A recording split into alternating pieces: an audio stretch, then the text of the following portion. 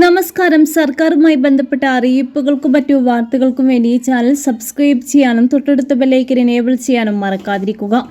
ആദ്യ വിവാഹബന്ധം നിയമപരമായി നിലനിൽക്കുന്നുണ്ടെങ്കിലും രണ്ടാമത് വിവാഹം ചെയ്ത ആളിൽ നിന്ന് ജീവനാംശം ലഭിക്കാൻ സ്ത്രീക്ക് ക്രിമിനൽ ചട്ടപ്രകാരം അർഹതയുണ്ടെന്ന് സുപ്രീം കോടതി.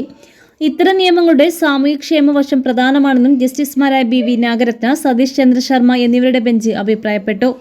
ഉപേക്ഷിക്കപ്പെട്ട സ്ത്രീക്ക് ജീവനാംശം നൽകാൻ രണ്ടാമത്തെ ഭർത്താവിന് കോടതി നിർദ്ദേശം നൽകി. 2005 ഹർജിക്കാരിയായ സ്ത്രീ തന്റെ ആദ്യ ഭർത്താവുമായുള്ള ബന്ധം ഒഴിഞ്ഞത്.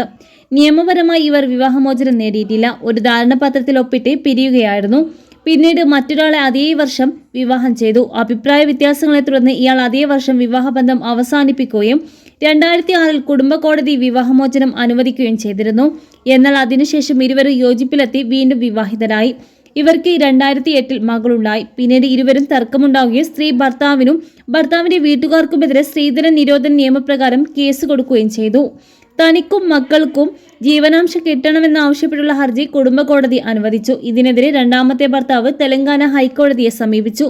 ആദ്യ വിവാഹം നിയമപരമായി പിരിഞ്ഞിട്ടില്ലാത്തതിനാൽ ഇവരെ തന്റെ ഭാര്യയായി പരിഗണിക്കാനാകില്ല എന്നായിരുന്നു വാദം. ഈ വാദമാണ് ഇപ്പോൾ സുപ്രീം കോടതി തള്ളിയത്.